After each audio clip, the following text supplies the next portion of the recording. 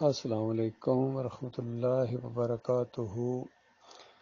آج اللہ کے فضل و کرم سے یہ جمعے کا دن ہے اور یہ کسی نے پوسٹ لگائی ہوئی ہے۔ اس کے اندر کافی اچھی باتیں ہیں اور کچھ دوسری باتیں جن کے اوپر میں تبصرہ کرنا چاہوں گا تاکہ جمعے کے فضائل ہمارے سامنے آئے اور اس کی برکتوں سے پوری طرح فائدہ اٹھایا جائے۔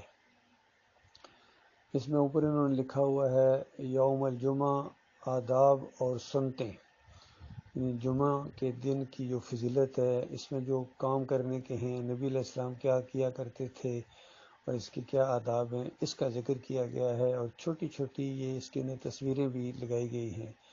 یعنی پہلی نمبر 1 یہ ہے مسواک کرنا، یہ چھوٹی چھوٹی 2 مسواکیں بنی ہوئی ہیں۔ پھر غسل کرنا، اس کا بھی شاور بنا ہوا ہے اس طریقے سے۔ عمدہ کپڑے پہننا، یہ ایک چیز دکھائی گئی ہے۔ تو مسواک نبی علیہ السلام کی بہت ہی پیاری سنت ہے اور بہت زیادہ اس میں اجر و ثواب ہے۔ ایک روایت میں تو ہے کہ 70 گنا ثواب بڑھا دیا جاتا ہے، یعنی بغیر مسواک کے وضو کیے جو صلات آپ پڑھیں گے، چاہے یہ نوافل ہوں اور یا فرض ہوں، اور اگر آپ مسواک کر کے نبی علیہ السلام کی سنت کو ذہن میں رکھتے ہوئے آپ وضو کریں گے تو پھر آپ کو 70 گنا اس سے زیادہ ثواب ملے گا۔ آپ دیکھیے ایک روایت میں آتا ہے کہ اگر امت کے اوپر یعنی شاک گزرنا نہ ہوتا، یعنی بہت پھر تکلیف ہو جائے گی ان کو، ہر موقع پر کیسے کہاں سے مسواک لائیں گے، تو اس کو فرض قرار دے دیا جاتا۔ دوسری بات غسل کرنا، ہر جمعے کو غسل کرنا، صاف ستھرا ہونا۔ ایک روایت میں آتا ہے ام المومنین کہتی ہیں عائشہ رضی اللہ تعالیٰ عنہا کہ نبی علیہ السلام کے اصحاب تھے، وہ جمعے والے دن آتے تھے، ظاہری بات ہے محنت مزدوری کرتے تھے، کوئی مولوی تھوڑے تھے، آج کے دین ان کا پیشہ تھوڑا ہی تھا، پیشے کے طور پر اور اجرت کے طور پر انہوں نے اپنی محنت مزدوری کرتے تھے، معاش کے ذریعے تھے ان کے جو بھی، اور ظاہری بات ہے اس میں پسینہ آتا ہے تو ہلکی سی بدبو بھی آنا شروع ہو جاتی ہے۔ تو پھر نبی علیہ السلام نے ان کو یہ ترغیب دی کہ غسل کیا کرو، دیکھو اسلام صفائی کو بہت زیادہ پسند کرتا ہے۔ پھر عمدہ کپڑے پہننا، یعنی حسب حیثیت عمدہ کپڑے پہننا۔ تو آج مسئلہ یہ نہیں کہ کچھ لوگ ہیں وہ مسواک نہیں کرتے ہیں یا غسل کا اہتمام نہیں کرتے ہیں یا عمدہ کپڑے نہیں پہنتے ہیں، ابھی ساری باتیں آپ کے سامنے میں لاؤں گا انشاءاللہ۔ دیکھیے کتنے ہیں مسواک کرنے والے بھی ہیں، غسل کرنے والے بھی ہیں، عمدہ کپڑے پہننے والے بھی ہیں، لیکن ساتھ ساتھ اللہ کے ساتھ شرک کرنے والے، چادریں چڑھانے والے، عرس اور میلے کرنے والے، یا علی مدد کے نعرے لگانے والے، گنبد کے پجاری، جمہوریت کے پجاری، پیروں کے پجاری اور واسطے وسیلے والے، بتاؤ کہاں گیا ان کا جمعہ؟ کیا یہ سمجھیں ان کو جمعہ کا ثواب ملے گا؟ ان کے اوپر جمعہ ہے ہی نہیں ہے۔ جمعہ تو صرف مومنوں کے اوپر ہے۔ عام صلات جو ہے اس کے بارے میں فرمایا ان الصلاۃ کانت علی المؤمنین کتابا موقوتا، یہ جو 5 وقت کی فرض صلات ہے یا جمعہ ہے یا اس طرح کے جتنے بھی اعمال ہیں، صوم ہے، عمرہ ہے، حج ہے، یہ صرف اور صرف مومنوں کے اوپر ہیں، مخلص مومنوں کے اوپر ہیں۔ جس کا عقیدہ خراب ہے اس کے اوپر اللہ کی طرف سے یہ کچھ بھی نہیں ہے، چاہے جو مرضی کرتا پھرے۔ پھر اس کے بعد بتایا گیا کہ تیل یا خوشبو لگانا، یہ بھی بہت پسندیدہ سنت ہے نبی صلی اللہ علیہ وآلہ وسلم کی، بہت زیادہ خوشبو پسند کرتے تھے نبی علیہ السلام۔ پھر آگے 5 نمبر بنا ہوا ہے نماز جمعہ کے لیے پیدل چلنا، اور یہ اوپر پیچھے میرے خیال میں مسجد نبی کی ایک تصویر ہے اور پیچھے گنبد لگایا گیا، اندازہ لگائیے گنبد، یہ بہت بڑا ظلم ہے کہ اس مسجد کے اندر گنبد بنا دیا گیا جس مسجد سے توحید کی دعوت پھیلائی جاتی تھی، اور نبی علیہ السلام نے گنبد بنانے والوں پر لعنت بھیجی تھی اور کہا کہ لعن اللہ الیہود والنصارى اتخذوا قبور الانبیاء والصالحین مساجدا، کہ اللہ کی لعنت یہودیوں کے اوپر اور عیسائیوں کے اوپر، اور انہوں نے اپنے صالحین اور انبیاء کی قبروں کو عبادت گاہ بنا دیا تھا، سجدے کرتے تھے وہاں۔ کہتے ہیں پچھلی امتوں میں سجدہ جائز تھا، پچھلی امتوں میں سجدہ کرنے والوں پر لعنت کی ہے اللہ کے رسول صلی اللہ علیہ وآلہ وسلم نے۔ سجدہ صرف اللہ کو ہے، رکوع صرف اللہ کو ہے، پکاریں صرف اللہ کی ہے، نظر و نیاز صرف اللہ کی ہے، باقی سب کچھ جو ہمارے ملک میں اور پوری دنیا میں اور مسلمانوں کے اندر ہو رہا ہے یہ خالص شرک ہے، بت پرستی ہے، گنبد پرستی ہے۔ تو یہ آج کل یہ جو بنے ہوئے ہیں کہ یہ خادمین حرمین شریفین ہیں، یہ گنبد کے خادم ہیں، بادشاہت کے خادم ہیں۔ دین سے ایمان سے کوئی ان کو سروکار نہیں، دین بیچتے ہیں۔ بلکہ پچھلے دنوں میں بہت بڑی خبر تھی کہ امام کعبہ بھی بہت بڑی کرپشن میں مبتلا ہو گئے، سارے کرپٹ ہیں، مفتی ہوں، مفتی اعظم ہوں، ہمارے ہاں فضل الرحمان ہوں، طارق جمیل ہوں، طاہر القادری ہوں، ان کا سب کا حال یہی ہے، سارے مولویوں کا یہی حال ہے، سارے کرپٹ ہیں، اور دین کو اجرت کا ذریعہ بنا کے یہ دینداری ختم ان کی، اور یہ دکانداری شروع ہے ان کی، دکاندار ہے خالص، یہ حال ہے ان کا۔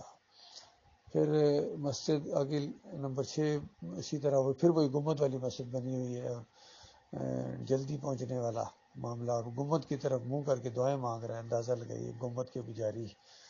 پھر نمبر 7 بھی وہی انہی کی کوئی سعودیوں کی مسجد دکھائی گئی، جس میں کوئی پولیس والے ان کی حفاظت کر رہے ہیں، اور میرے خیال میں یہ سدیس ہے جو خطبہ دے رہے ہیں۔ تو اس میں نیچے لکھا ہوا ہے کہ امام کے قریب بیٹھنا اور خطبہ غور سے سننا، یعنی بالکل پہلی صف میں بیٹھ، بالکل پہلی صف میں بیٹھنے کا بہت بڑا اجر ہے، لیکن کس کو؟ مومنوں کو۔ اور خطبہ دینے کا اجر ہے کس کو؟ قرآن پڑھنے کا اجر ہے، پڑھانے کا اجر ہے، سنانے کا اجر ہے کس کو؟ مخلص مومن کو۔ اور یہ جو دین کے کاروباری ہوں، دین کاروبار کریں، یہ اچھی آواز اللہ نے ان کو دی ہے، حافظین کو دیا ہے، تراویحاں پڑھاتے ہیں، پھر اس کے پیسے وصول کریں، اجرت وصول کریں، تنخواہیں ان کی مقرر کی جائیں، لمبی گاڑیوں میں یہ آئیں، یہ دکاندار، تو آپ سمجھتے ہیں کہ ان سے اللہ راضی ہوگا؟ ہرگز نہیں۔ پھر نمبر 8 لکھا ہوا سورہ الکہف پڑھنا۔ سورہ الکہف پڑھو اللہ کے بندو، معنی سمجھ کے پڑھو، اس کے مفہوم کے اوپر غور کرو۔ اس کے اندر تو اللہ تعالیٰ نے توحید کی دعوت دی ہے، رد شرک کیا، اور آخری رکوع کے اندر تو نچوڑ بیان کیا، خلاصہ بیان کیا سورہ الکہف کا۔ فرمایا افحسب الذین کفروا ان یتخذوا عبادی من دونی اولیاء انا اعتدنا جہنم للکافرین نزلا۔ کیا گمان کیا ان کافروں نے؟ اب بتائیے کفروا کا کیا ترجمہ کیا جائے؟ مومنوں نے گمان کیا ہے؟ کہتے ہیں کافر نہ کہنا کسی کو، مشرک نہ کہنا کسی کو، پتہ نہیں کیا ہو جائے گا۔ اور اللہ تعالیٰ ڈرتا ہے کسی سے؟ قل یا ایھا الکافرون، کہو اے کافرو۔ تو بتاؤ کیا مشرکین مکہ کیا سمجھ رہے تھے کہ نبی علیہ السلام کس کو کافر کہہ رہے ہیں؟ نہ ماننے والوں کو۔ کیا وہ درختوں کو کہہ رہے تھے، پہاڑوں کو کہہ رہے تھے، پتھروں کو کہہ رہے تھے؟ نہیں، ابو جہل کو بھی پتا تھا، عتبہ اور شیبہ کو بھی پتا تھا، سب کو پتا تھا کس کو کہا جا رہا ہے۔ اور کہیں کہا گیا انکم وما تعبدون من دون اللہ حسب جہنم انتم لہا واردون، کہ تم اور تمہارے سارے اکابرین، سارے جن کی تم بندگی کرتے ہو، جن کی باتیں مانتے ہو اللہ کے مقابلے میں، جن کو اپنا لیڈر بنایا ہوا ہے، امام بنایا ہوا ہے، پیر بنایا ہوا ہے، امیر بنایا ہوا ہے، اللہ کے مقابلے میں ان کی باتیں مانتے ہو، یہ سارے جہنم کی آگ کا ایندھن بنے گی۔ تو بتاؤ کیا وہ مشرکین کیا سمجھ رہے تھے کس کو کہا جا رہا ہے؟ ایسے ہی نہیں مکہ کا ماحول گرم ہوا تھا توحید کی دعوت سے، اور 2 دفعہ حبشہ ہجرت کرنا پڑی، پھر مدینے کی طرف ہجرت کرنا پڑی، مسلمانوں کو وہاں رہنے نہیں دیتے۔ کیوں؟ اگر خاموشی کے ساتھ اللہ کی عبادت کرتے تو کون کس چھیڑتا، کیا ہوتا؟ نہیں، انہوں نے مسئلہ چھیڑا تھا ایمان کا، عقیدے کا، توحید کا۔ وہ صحیح معنوں میں حقیقی تبدیلی لانا چاہتے تھے، وہ صحیح معنوں میں مخلص تھے، اپنی قوم کے، اپنے علاقے کے، اپنے شہر کے، اور پوری دنیا کے، اور پوری دنیا کے انسانوں کے، انسانیت کے اصلی دوست اور خیر خواہ وہ گزرے ہیں۔ باقی یہ جو کہتے ہیں کہ ہم حقیقی آزادی دلوائیں گے، ہم تمہیں جناب جمہوریت کے ذریعے، اندازہ لگے بت پرستی کے یہ ذریعے یہ مدینہ کی ریاست بنا دیں گے، فریب کار۔ اللہ کے بندو ترس کھاؤ اپنی جانوں کے اوپر، اور ذرا سا عقل کو استعمال کرو۔ تو اس سورہ الکہف کو پڑھو، اس کے اندر صاف کہا گیا کہ جو مجھے چھوڑ کر میرے بندوں کو، کیا سارے انبیاء اللہ کے بندے نہیں ہیں؟ فرمایا میرے بندوں کو جو اپنا حاجت روا، مشکل کشا، واسطے وسیلے، پکاریں، نظروں نیازیں، رکوع سجدے کرے گا، تو ایسے ہی کافروں کے لیے تو مالک فرماتا ہے میں نے جہنم کی آگ کو مہمان نوازی کے طور پر تیار کر کے رکھا ہوا ہے، مہمان نوازی ہوگی ان کی۔ پھر اس کے بعد نمبر 9 میں بتایا گیا کثرت سے درود شریف پڑھنا۔ بالکل درود شریف پڑھنے کی بہت فضیلت ہے، لیکن یہ صرف جمعے کے دن پڑھنا یہ جھوٹی روایت ہے۔ اور خاص کر اس روایت کے اندر جو یہ بتایا گیا ہے کہ الزام لگایا گیا بلکہ نبی علیہ السلام کے اوپر، کہ نبی علیہ السلام نے فرمایا کہ جمعے کے دن کثرت سے درود پڑھا کرو، تمہارا درود میرے اوپر پیش کیا جاتا ہے۔ یہ مسند احمد کی، احمد بن حنبل روایت لائے ہیں۔ اور صحابہ نے پوچھا یا رسول اللہ ابھی تو آپ پر پیش کیا جاتا ہے، تو جب آپ فوت ہو جائیں گے اور مر کے مٹی ہو جائیں گے، خاک ہو جائیں گے، تو اس وقت کیسے ہوگا؟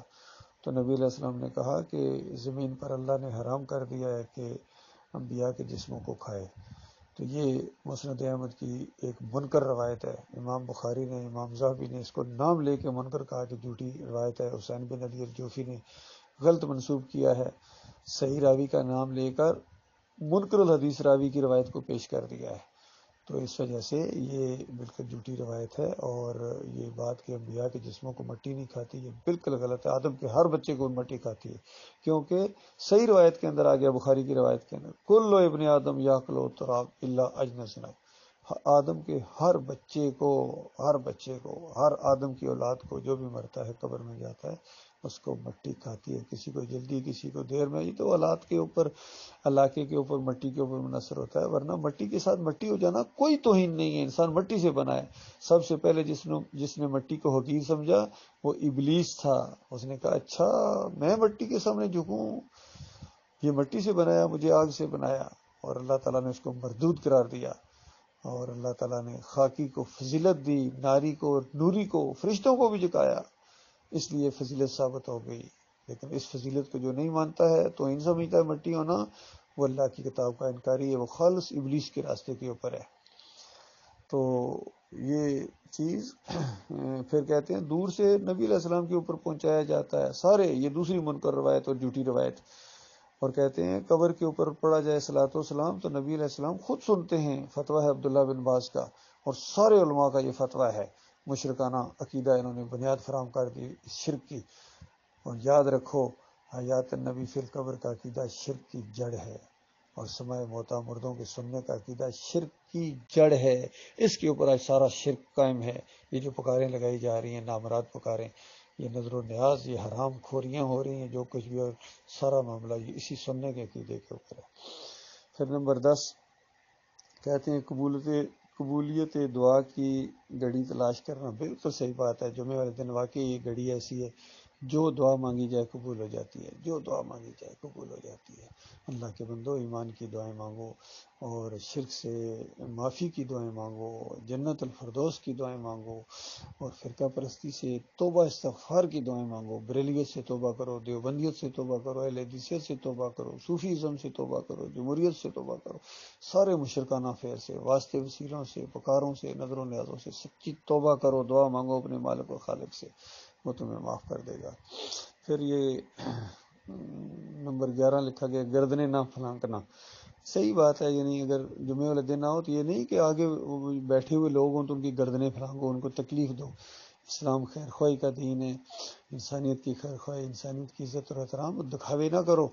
اگر زیادہ شوق ہے پہلی صف میں جانے کا تو اس کے بعد جلدی آؤ. مومن تو انتظار کرتا ہے مومن مسجد میں جانے کا. یہ کون سے مومن ہیں جن کو ترغیب دلا دلا کے کہا جائے جمعہ پڑھنے آنا جی، جمعہ پڑھا کرو نا جی. مومن تو بہت زیادہ اس کا شوق رکھتا ہے. یہ مخلص میں ہے ہی مومنوں کے اوپر جمعہ، بریلویوں کے اوپر، دیوبندیوں کے اوپر، اہل حدیثیوں کے اوپر، صوفی، ان پر تو جمعہ ہے ہی نہیں ہے. گنبد کے پجاریوں کے اوپر اور اپنے مسلک کے پجاریوں کے اوپر کہاں جمعہ آ گیا. ان کے اوپر تو بس ایک ہی چیز فرض ہے، وہ جہنم کی آگ کا لاوا ہے جس کے اندر ان کو جانا پڑے گا. جمعہ صرف مومنوں پر فرض ہے جو اللہ کو مانے، اکیلا مانے، اللہ کو معبود مانے، اور اس کے ساتھ کسی کو شریک نہ ٹھہرائیں. کسی مسئلے کے ساتھ ان کا تعلق نہیں ہونا چاہیے.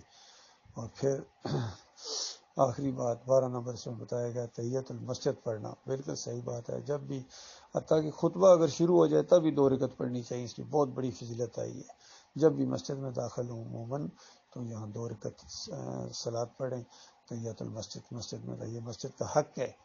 اللہ تعالیٰ غور و فکر کرنے کی توفیق عطا فرمائے اور ایمان خالص پر مالک قائم رکھے. آج وہی دور ہے جس طرح صحابہ کہف والا دور سے سمجھ لیجیے. جس طرح وہ چند نوجوان تھے جو اللہ کے اوپر ایمان لے آئے تھے اور کہتے ہیں ہماری پوری قوم کو کیا ہو گیا ہے، زمین اور آسمان کے مالک اور خالق کو چھوڑ کر یہ اوروں کی بندگی کرتی ہے. بالکل یہی آج ہمارا کہنا ہے. یہ پوری قوم کو کیا ہو گیا ہے، ان مسلمانوں کو کیا ہو گیا. اب دوسروں کی بات اب چھوڑو، یہودیوں، عیسائیوں، سکھوں اور ہندوؤں اور دہریوں، ان کو اب کیا کہا جائے. یہ مسلمانوں کو کیا ہو گیا ہے. یہ زمین اور آسمان کے مالک اور خالق کو چھوڑ کر ان ہڈیوں کو پکارتے ہیں، قبروں والوں کو پکارتے ہیں، مزار والوں کے سامنے جھکتے ہیں. کوئی ہرے گنبد کے سامنے جھک رہا ہے، کوئی نیلے گنبد کے سامنے جھک رہا ہے. سارے کے سارے گنبد پرستی کے اندر مبتلا ہو گئے اللہ ماشاء اللہ. اور یہ قبر پرستی، گنبد پرستی، یہ خالص بت پرستی ہے. یاد رکھیے. اللہ تعالیٰ غور و فکر کرنے کی توفیق عطا فرمائے.